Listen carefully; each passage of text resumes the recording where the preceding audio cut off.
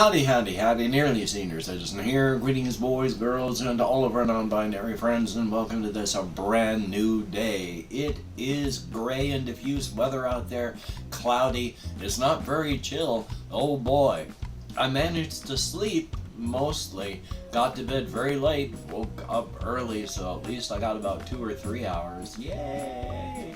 Hopefully you slept, and hopefully the weather is fine where you are. Front loading of videos, hey, if you could toss me a like, that'd be awesome. If you could subscribe to the channel, that'd be very cool. If you could leave me a comment, that'd be double plus good. And even though I can't put up the list of my Patreons up here on the screen as I used to, here are another 4 people off of my Patreon list. Thank you so very much, each and every one of you that helps to keep me and my aging pet metabolizing. It is appreciated. If you would like to help keep me and my aging pet metabolizing, there are links to the video description. There are links to the Patreon in the video description, as well as a PayPal for possible donations. I think I'm spitting here. Yay. And an Amazon wishlist link that I desperately need to update. Yay! Front loading of videos over. Oh boy. Well, guess what? I'm gonna head off to the ER tomorrow. Past 2 days, at the end of the day, there has been more localized swelling around my ankle. It went from no localized swelling to a little bit to last night there was more. And the tenderness is getting worse and the redness is starting to come back.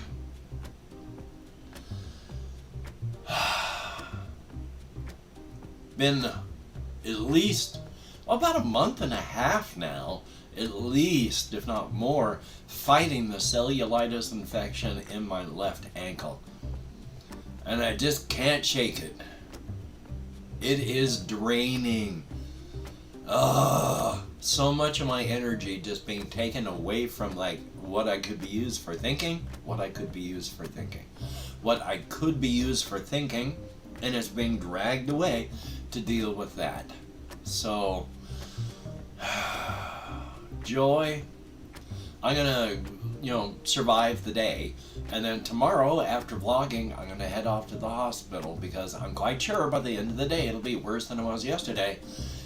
And then not good again tomorrow. Yay.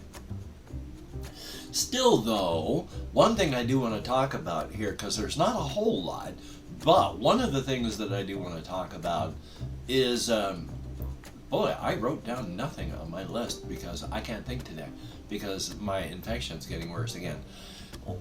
When I go on walkies, I've mentioned that I have a lot of lean muscle, and battery low. And lean muscle is more efficient, and also because of that, it burns power off warmer than non-lean muscle. And I have a lot of lean muscle in my legs and lower abdomen and however part of my body because I've been carrying stuff on my back in my backpack for so long. I mean, last night coming home I carried a 20-pound container of cat dirt with a 1-gallon container of water in my backpack, and it wasn't really an issue. So, that way. Even though I got an infection, I can't just not go anywhere or do anything because I still got animals and myself I had to take care of. So I went to Safeway and did that. But while I was out, other people outside were wearing coats. Everybody I saw was wearing a coat. Most people were wearing hats. Everybody was taking care to be warm.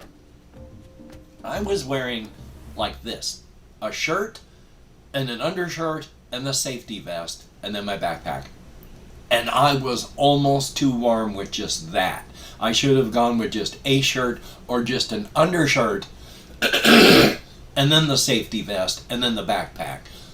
I'm running around in, with my arms uncovered, trying to wear as little as I can while still wearing stuff, while everyone else is wearing coats and jackets as they go out. So thumbs up on that, yay. Past that though, yeah, I just went for a little bit of walkies last night, had to buy some of the stuff that I had to buy, came home. I fell asleep in my seat here yesterday for some time. I did what I could. I did the recording of the solo RPG stuff, but I'm, It's just draining. My whole body hurts more. It's not, I don't have a fever. If you have a fever, you feel chilled and cold. And if I went outside when it was cold like this with a fever, I'd feel really cold. No, I feel too warm all the time. Thumbs up for that. Still though, taking a look at my list, not really anything there. So, taking a look at how long I've been doing this, what I do want to talk about is yesterday I spent the entire time talking about the one particular setting of Undermarb. Now, I want to talk real quick because there's people that have left, and I did it a long time ago, and there's new people. Hi, Nexar. Hopefully you've heard some of this.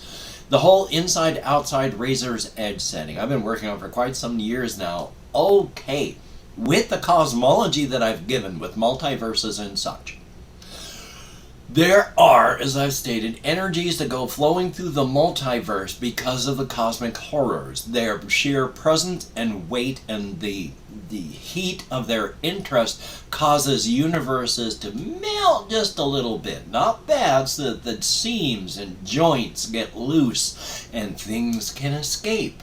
After the pressure goes away, they heal up just fine. They've just lost some stuff. These energies and such go flowing through the multiverse, and they go into where the singularity is, and they get sucked into configurations and become part of one of the universes. Now, there are also some cases where there are universes that, when they are forming, something has gone wrong. They do not form into a full reality. It might be just enough that it's not going to collapse entirely, but it's going to need some help, or it will. Now, I've mentioned before that the multiverse, think of the multiverse as like a big bathtub full of bubbles, like a bubble bath. There is something that separates each universe from each other, and that is the Ungabe. If you look at the bubble bath, the Ungabe is the soap film. Inside of each soap film is a bubble of air. Now, in the terms of a multiverse, each one of these is an Ung. Inside of the Ung are the objects within. 85% of all the objects inside of an Ung is the universe. 15% of that becomes the biosphere of the universe. There are things like Ungana and Unganu, where either the skin of reality stretches and aneurysms outward and it can burst. And then some of those things get thrown out into the Ungabe, but 75% of it stays in the Ung and becomes part of the biosphere. There's also mentioned the Unganu. This is much more a violent sort of thing, because instead of an aneurysming out of reality, something is eating inward and it balloons inward that way. The people that live within these are much more violent and unpleasant, but that's for another day. So there's a biosphere, and there's a universe, and there's an Ung. Now, with these failing universes, they will crash and burn in time. But, just like a soap bubble, sometimes two soap bubbles will bloop into one. These conjoined universes, the one universe sustains the other, so it does not fail and fall. It lasts just as long as the other universe that it has blooped into its Ung. Problem is, these are still failing places. Nothing really exists within them. The reality isn't big enough there. I'm going to be coughing a lot. I couldn't clear.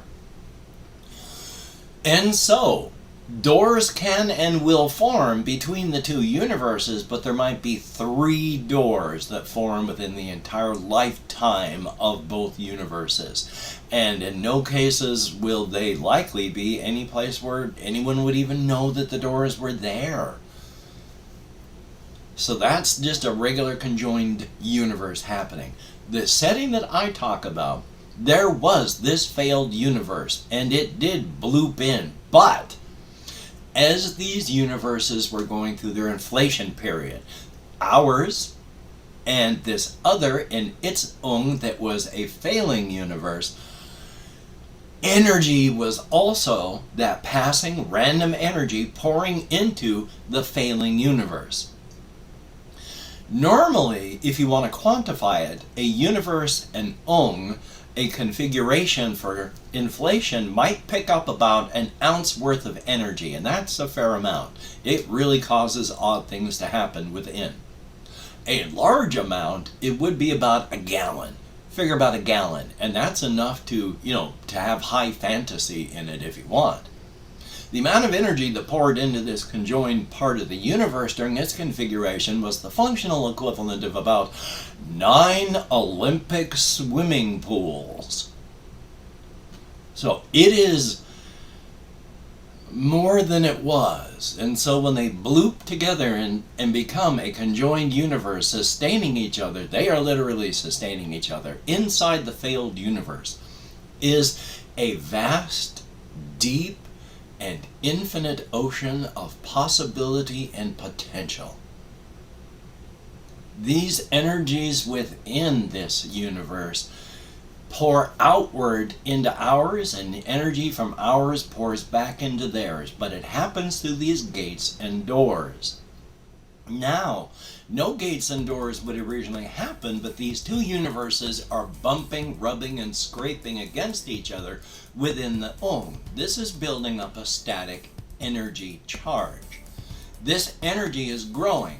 This is the eventual death of the universe, because there is energy loss from the system. It's going into the static charge. But when a hole in one universe and a hole in the other get close enough, they connect and form a razor's edge. Now, razor's edge is just a form of transition. It is a transition point between one universe and the other.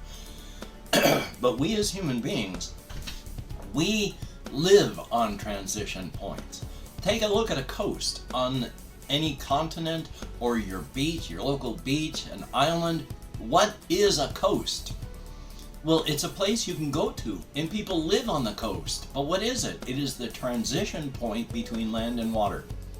It's not an actual place or thing. It depends on where the water is. Now, it's reliable enough that we can live on the water without actually living on the water. We're there living at the transition point. Razor's edges are like that. They form an actual function, but people will live where you can live, and it is a transition point between the two universes.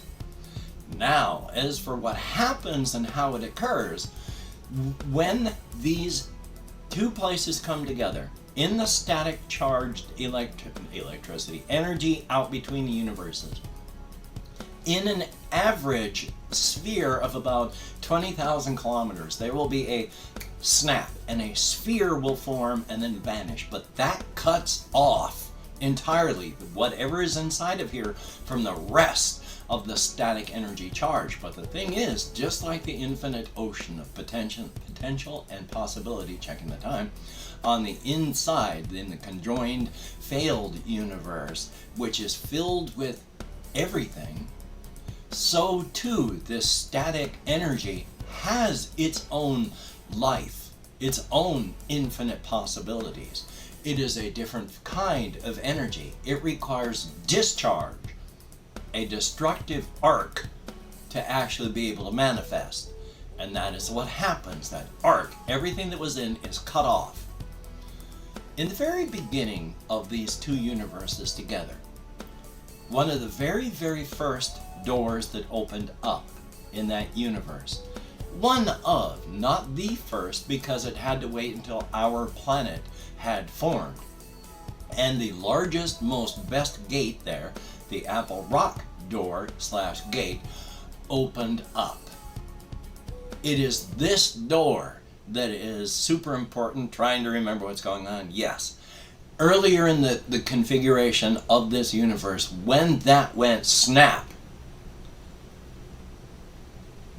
something happened. Because under normal circumstances, everything that is living inside of that circular spherical portion of energy burns to death, becoming ash. And then after everything living dies, everything physical Everything burns to ash. Metaphorically, it becomes an infinite plain in a field of absolute nothing, covered in an ankle-deep coating of ash. And after a few minutes, this ash forms, slithers, and begins to form a new universe. A razor's edge. So everything that was living within there dies to form a razor's edge. In the very beginning, one of the first doors that happened on our Earth of the time, when the razor's edge, the Apple Rock door opened, which wasn't the Apple Rock door at that time, but with that snap, something was caught within it that had never been caught before and has never been caught since. Until the end of the universe, it will never happen again. But there was a being within this zone, along with the others. Now within these, the infinite ocean and within the static electricity, static energy universe sort of thing, you are with the others. But because it's all infinite and flowing together, you are an individual person, but you're also everybody else. You are a discrete person, but you're also everywhere. You are in one place, but you're everywhere in the universe. There is no time. Everything's happening simultaneously. It is something we can't understand, but it's amazing. When it snaps, everything within there begins to burn. One of the beings is something that, again, had never been caught before, is never caught again. It watched in horror and terror as every living thing in its universe burned to death. It was burning too. 20% of its presence burned away in this fire as it felt mentally, physically, emotionally, every living thing in its universe burned to death. And then afterward, every physical thing burned to death. Burn to death, burn.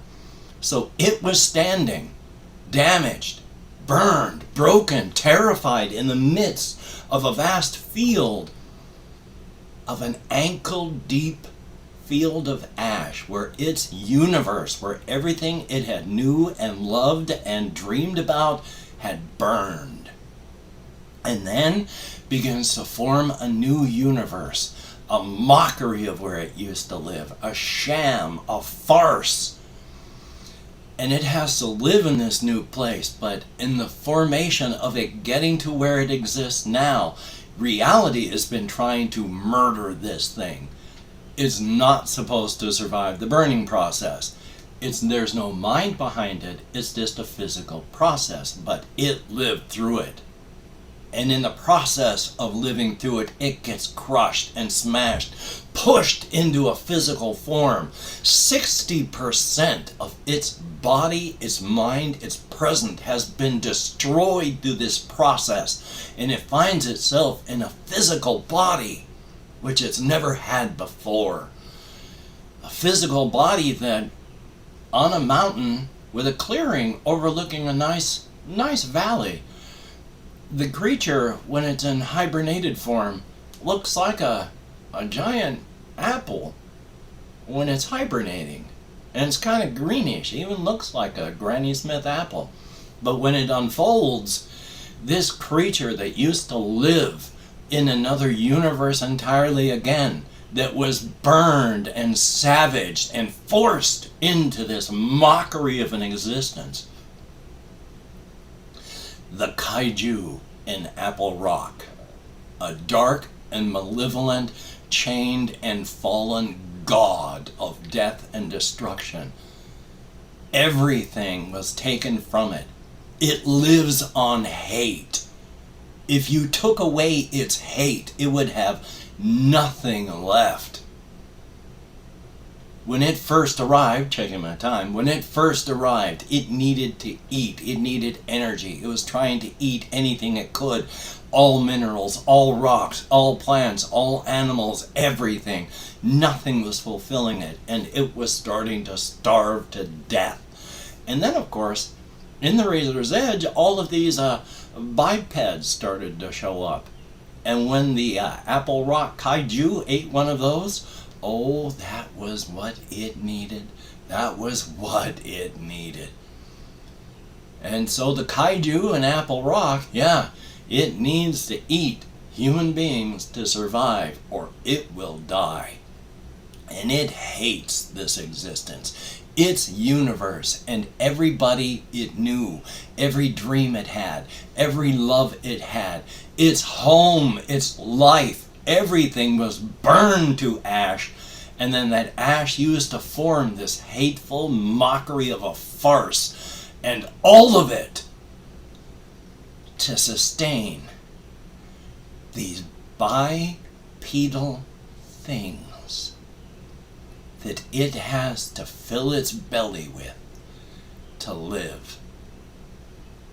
If you took away the Kaiju's hate, it would have nothing left.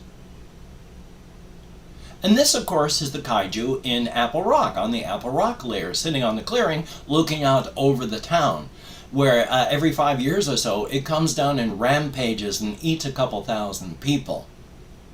Nobody has any idea this thing has lived through over 300 billion cycles of the universe and is well over 1 trillion years old. And if any creature in the multiverse can survive from the very beginning of time to the very end of time within this universe, it is the Kaiju. It will not die until it is ready to die, and it may never be ready.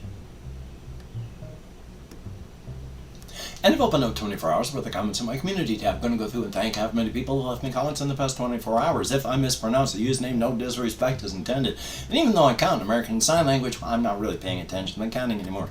It's just stimming. It's just stimming. So let me call my Chrome and take off my glasses so I can read at this distance. Jesse Koskinen, I have beaten Father Gascoigne in the past. I can do it again. It's just, he's so hard. Oy vey. And I keep getting terrified. It's very immersive as a game, and I react in-game as I would in life by running away and screaming. We have It's Relit, thumbs up. Thank you very, very much for the very kind word. Jay, greatly appreciated, and I hope you feel better. We have Brian Argo, thumbs up, and thank you. I blink a lot. We have Madi, greatly appreciated, and thank you very, very much. Back when my wife was alive, she liked me wearing red, but that's when I had a very red beard and stuff. But thumbs up, thank you. Clancy R, greatly appreciated. Oh, Bloodborne is so cool, and I have got to cheese good old Gascoigne. There is Chris, greatly appreciated. Thumbs up and thank you. Flavored wallpaper. Do the snozberry taste like snozberries though? Thumbs up. And we have Shinrod, good to see you in the comments. Thumbs up, thank you very, very much, and let's hope Bloodborne comes to PC. Larry from Space, thumbs up and thank you. I have no ideas once again. All Alive to Die 2, thumbs up, thank you very, very much. Dashify, greatly appreciated. Nexor EH, I hope you are doing well. Definitely a thumbs up on that. It's always good to hear from you no matter what. So thumbs up, thank you very, very much, and good to see you. Floramu, greatly appreciated. Thank you very much. And I love Undermarb. It is fun. And that is it. I don't know how many people, but people that left me comments in the past 24 hours. Greatly appreciated. Once again, to get me out of my head, into the world, and dealing with real people. It is a definite good thing. I'm going to be taking it easy today, since my leg is getting worse. I don't know if I'm going to be able to record anything. I'm feeling more drained again. I'm going to do what I can. Thumbs up on that. Hopefully you can get done the things that you want to get done. That would be good, but don't beat yourself up if you can't. That doesn't help. It only just beats you up. So try not to. Past that, I got an itchy nose now. Past that, I'm just going to take it easy, survive. I'm going to be doing what I can. And once again, I try when I'm recording just to have black on my monitor here, but it was just too good a picture. It was off DeviantArt. I mean, it's pretty much photorealistic of this snake that's just swallowing up this young woman. And really, it's just her feet from the ankles down that are poking out of its mouth. And it's just like her body has been painted with snakeskin paint. But yeah, she's being swallowed and is going to digest her alive. And I think that is innocent, pure, and sweet and beautiful. I mean, the snake is getting a full tummy, and no one ever gets hurt in a world like this. So thumbs up. Anyway, though, you take care. Have a great day today. I will see you on the flip side. And once again, I'm going to come up with something here soon. It's just my creative thought is being dragged away to heal up my bloody leg.